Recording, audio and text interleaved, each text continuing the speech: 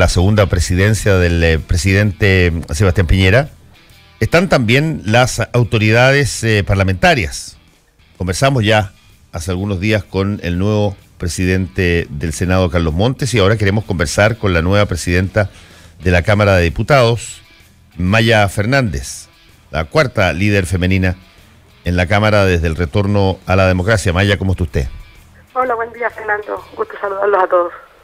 Y ya por lo menos en materia de la Cámara de Diputados hay cierta tradición de que las mujeres pueden encabezar tranquilamente esa repartición. Sí, la verdad es que creo que es importante tener más mujeres en la mesa, tanto de la Cámara como en el Senado. En el periodo pasado legislativo, la verdad que solo tuvimos una vicepresidenta en los 4 años. Y algo que logramos en este acuerdo de las fuerzas progresistas es la presencia de colegas, mujeres, los 4 años en la mesa, ya sea en la presidencia o en la vicepresidencia. Estamos conversando con Maya Fernández, presidenta de la Cámara de Diputados. Maya, buscando algún grado de relación con lo que decía yo en la editorial, el tema de la corrupción se ha instalado de manera muy potente en prácticamente toda América Latina y ya en el resto del mundo también, pero en América Latina en particular y Sudamérica en especial, a raíz de grandes escándalos. Y en Chile eso no ha estado ajeno en torno a el financiamiento irregular de la política, y me gustaría saber, usted que asume como presidenta de la Cámara de Diputados, ¿cuáles pueden ser los compromisos para que esto no impacte como ha impactado a la clase política en prácticamente todo el mundo y acá en Chile también? De hecho, creo la Cámara de Diputados, los políticos en general y particularmente el Congreso, tiene una de las más bajas aprobaciones que se conoce en la historia en términos de encuesta. Sí, Fernando, como bien dice, nosotros tenemos un desafío de acercar nuevamente la política a la ciudadanía de forma transparente, con ética, y yo creo que el Congreso ya, no solo desde ahora, el desafío es de ahora, sino en el periodo pasado comenzó toda una transformación de transparencia. Yo creo que es importante que los ciudadanos, sobre todo porque fuimos elegidos por ellos, para representarlos, sepan nuestro actuar, puedan conocerlo a través de la página, qué hacemos, los informes, quiénes son las personas que nos acompañan. Yo creo que en esto tiene que haber transparencia total de nuestra función parlamentaria, y eso yo creo que no se logra de un día para otro. La confianza no se vuelve de un día para otro, pero nosotros tenemos ese deber de volvernos de manera transparente hacia la ciudadanía. Estamos conversando con la presidenta de la Cámara de Diputados, Maya Fernández. Diputada, ¿cuáles son las cosas que necesitan ser transparentadas y que no estaban suficientemente transparentadas antes en el marco de lo que estamos conversando? Bueno, se ha dicho mucho el tema de los informes. Nosotros, la Cámara de Diputados tiene totalmente en su página los informes que se realizan de las asesorías. Yo creo que eso es importante. Yo creo que es importante que un ciudadano a través de la página web sepa en qué comisiones está su diputada o diputado, qué es lo que hace, los informes que ha presentado, las áreas en las que quiere trabajar. Yo creo que eso acerca, por un lado, y en la medida que los ciudadanos sepan más lo que hacemos, estén más informados, y además de esta manera transparente, donde todo el mundo lo pueda encontrarlo, como te decía, los informes, las asesorías, yo creo que va ayudando. Y obviamente el Congreso tiene que ser un lugar con ética absoluta y con transparencia. Ahora, respecto, por ejemplo, de determinadas variables que han tomado mucho vuelo en torno a situaciones que son irregulares o que incluso anómalas. Por ejemplo, la presencia de parientes de diputados que trabajen para el padre, madre o esposo. ¿Qué tanto se sabe de eso? ¿O cómo se puede...?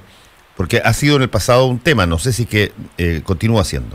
No, eso está prohibido. La verdad es que eso no ocurre. Uno no puede tener familias trabajando con uno en el Congreso. Pero eso es una cosa que cambió desde que las últimas leyes de probidad, porque pasó, y mucho tiempo pasó. Sí, pero yo creo que pasó ya, eso ya desde que yo ingresé al Congreso el periodo, yo llevo solo un periodo en el Congreso, ya no se permitía. Por tanto, esto fue, el cambio fue mucho antes, y obviamente pasó y eso quedó en evidencia, pero ya no se puede, eso no se puede hacer. Y en términos de los, por ejemplo, montos que se asignan para las asesorías, otro tema que fue muy vistoso y que causó también bastantes escozores, que varias personas que participaban en el Congreso recibían dineros como asesoría, y en algunos casos incluso se produjeron situaciones anómalas de devolución de parte de esa plata para los diputados o para las sedes. ¿De qué manera se puede ver en la página, por ejemplo, de la Cámara de Diputados, o cómo se puede transparentar exactamente quiénes asesoran a qué y bajo qué montos? La verdad que está todo quiénes son los asesores de los parlamentarios, el monto de las asesorías, los informes de las asesorías, que además pueden ser fiscalizados. Y yo creo que eso es muy importante, porque un ciudadano que quiera saber qué es lo que hace su parlamentario, desde el punto de vista de quién lo asesora, los informes de esa asesoría tienen que estar absolutamente disponibles. Sí, estamos conversando con la presidenta de la Cámara de Diputados, Maya Fernández. Usted habló de un nuevo ciclo. ¿Este ciclo en qué consiste? Tenemos un nuevo presidente de la República y un nuevo gobierno que es de signo contrario al que usted representa y varios de quienes la eligieron. ¿En qué consiste este nuevo ciclo para que no se piense que puede haber más de lo mismo? Esto tiene que ver con un hecho, yo creo, histórico, a mi modo de ver, que es que en Chile se puso fin al binominal.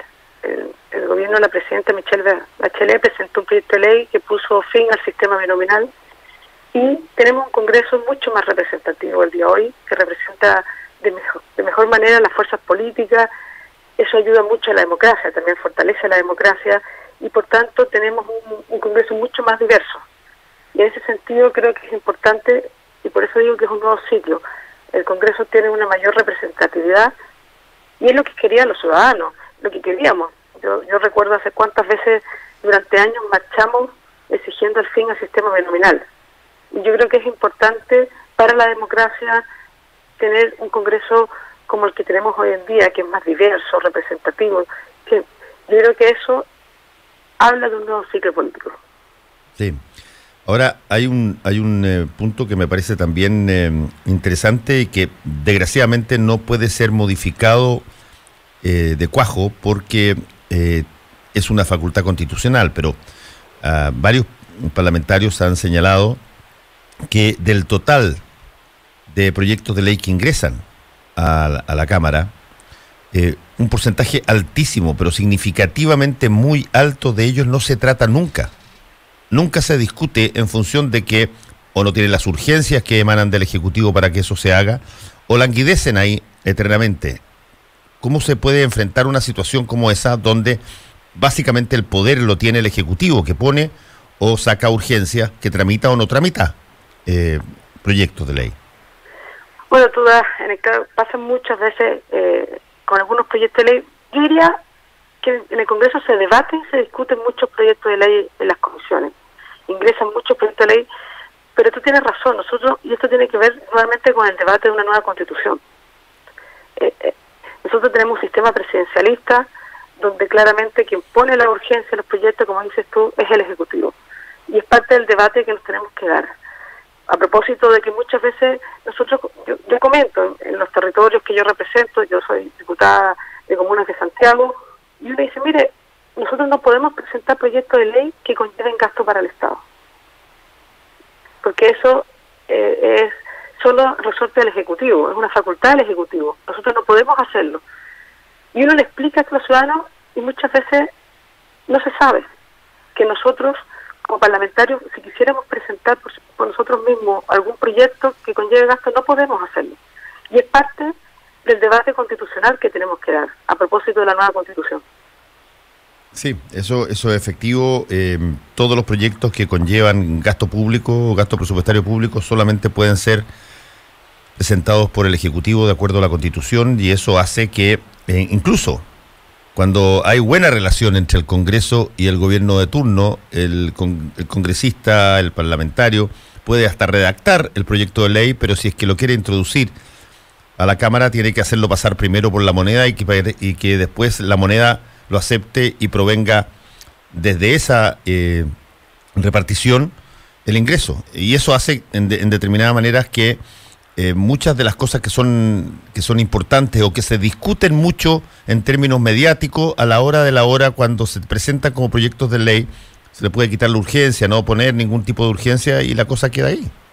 Exactamente, y yo creo que esa es parte de nuestro debate de nueva constitución, que yo creo que es importantísimo darlo. Es decir, tenemos que ser capaces de como chilenos dar un debate de lo que queremos en la sociedad, de nuestra democracia, y eso tiene que ver con la nueva constitución y justamente donde abordemos todos estos temas. A propósito también lo que está pasando con el Tribunal Constitucional, que no es menor, se ha convertido en una tercera cámara, lo que pasó con el proyecto CERNAC, con lo que podría pasar hoy con el lucro en la educación. Entonces, creo que es el momento. Chile ha cambiado mucho, nuestra sociedad ha cambiado mucho, y yo creo que Chile requiere una nueva constitución que permita fortalecer la democracia, que permita la participación, pero sobre todo que debatamos todos estos temas como sociedad.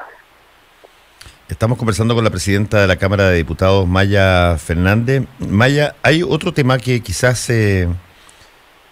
sería bien interesante de discutir y que tiene que ver con tres características que se plantearon mucho durante la elección. Una, las asistencias de los parlamentarios a las comisiones, ya al hemiciclo y a lo que es básicamente la pega diaria.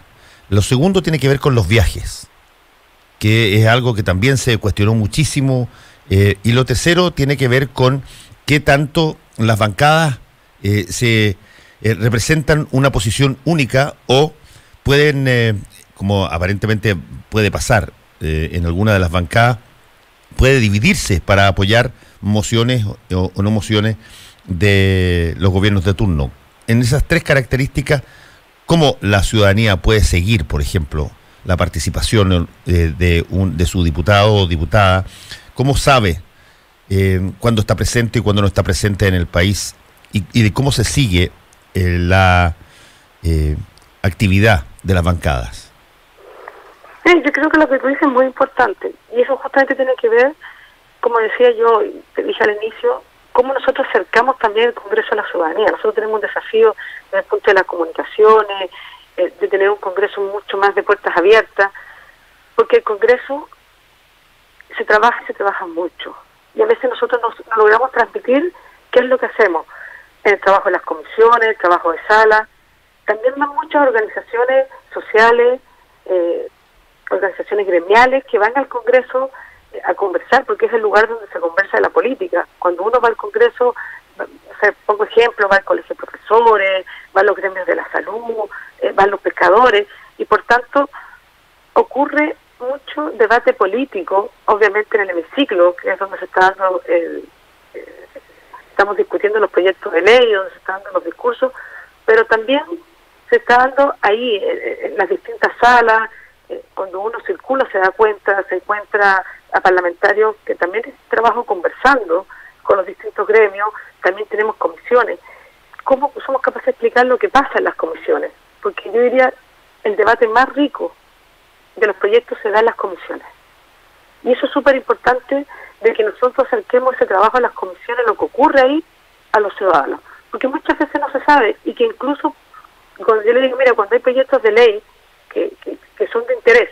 Por ejemplo, yo estuve en la Comisión de Vivienda el periodo pasado y había mucho interés por lo que ocurría, obviamente, por los temas de vivienda.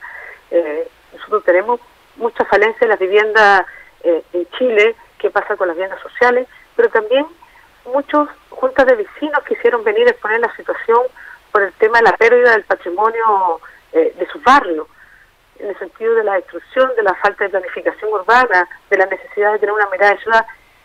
Y muchas veces, pudiendo venir a las comisiones, no saben que pueden venir y poder conversar y poder plantear temas. Y yo creo que eso y es un desafío nuestro, justamente de que eso, acercarlo y que puedan cada vez más organizaciones poder venir a las comisiones a opinar y a plantear temáticas. Sí, desde ese punto de vista también hay una relación que hace mucho tiempo se viene discutiendo de tanto en tanto, diputada, que tiene que ver con qué tanto es un costo. Sale cada cierto tiempo sale el tema, que es un costo que el Congreso esté en Valparaíso y el Ejecutivo esté en Santiago. Eso fue un diseño generado durante la dictadura para mantener la posibilidad de un futuro democrático distanciado de la capital. Pero ¿qué tanto eso, después de tanto tiempo ya, se ha podido evaluar si es que corresponde o no corresponde? ¿Cuánto cuesta esa separación geográfica? Yo creo, mira, lo que tú planteas, yo soy de la opinión de que el poder legislativo debe estar cerca del poder ejecutivo. Yo creo que es importante, tiene un costo, ha sido un debate de muchos años, es decir, por lo que yo he logrado saber. Como te decía, yo he sido parlamentaria solo un periodo, pero este es un debate que se ha dado mucho tiempo, como tú bien has planteado, y es un debate que hay que seguir dando. De hecho, cada vez está más, el tema está puesto en el tapete del traslado del Congreso, y creo que es importante en algún momento abordarlo. Como dices tú, esto tiene un costo, los ministros se tienen que trasladar aquí a Valparaíso, se tienen que trasladar los subsecretarios, y yo creo que los poderes deberían estar cerca, porque obviamente si bien son poderes que tienen un trabajo diario, a través de las comisiones, siempre van los ministros, siempre van los subsecretarios, yo creo que es importante que estén cerca. Sí, además que hay una situación que es media extraña desde el punto de vista de los argumentos. Muchas veces se argumenta que el que esté en regiones, el Congreso, en este caso en la región de Valparaíso, es una muestra o de alguna manera es un símbolo de poder regional, de que se le da poder a las regiones, y simultáneamente todos los parlamentarios de regiones alegan de que Chile no solamente no ha logrado regionalizarse, sino que al revés, se ha entronizado cada vez más dentro de la misma capital y siguen saliendo básicamente todas las decisiones y todos los recursos desde exclusivamente Santiago. Por lo tanto, ya yo creo que tenemos la suficiente cantidad de años para hacer una evaluación si es que efectivamente que el Congreso quede en Valparaíso refleja un interés regional. Yo creo que la descentralización pasa por otros temas, no por el Congreso. Pensando en que nosotros los lunes, por ejemplo, casi todos los parlamentarios tenemos comisiones o tenemos reuniones en Santiago, en el ex Congreso. Entonces, claramente, y uno se da cuenta cuando caminamos los lunes por la calle, en el centro de Santiago, muchas veces nos encontramos con colegas de regiones de Santiago que vamos caminando a distintos ministerios, porque el Poder Ejecutivo está en Santiago. Entonces yo creo que el Congreso en Valparaíso, yo soy partidaria del traslado, para decirlo, y creo que es importante, como dices tú, yo creo que de una vez por todas es un tema que tiene que ser abordado. Maya Fernández, presidenta de la Cámara de Diputados, muchas gracias por este contacto con Combinación Clave, que le vaya muy bien. Muy bien, muchas gracias, Fernando. Un saludo. No te separes de la 92.9. Ya regresamos con más opinión y debate en Combinación Clave. Quédate en la clave. Oye, eficiencia versus eficacia. ¿Qué me quieres preguntar? Yo soy feo, tú eres feo. No. Tú eres muy feo, Felipe, no te No. lo habíamos querido decir No, antes. y te digo pero- por qué no. Porque yo he conquistado a las mujeres más lindas.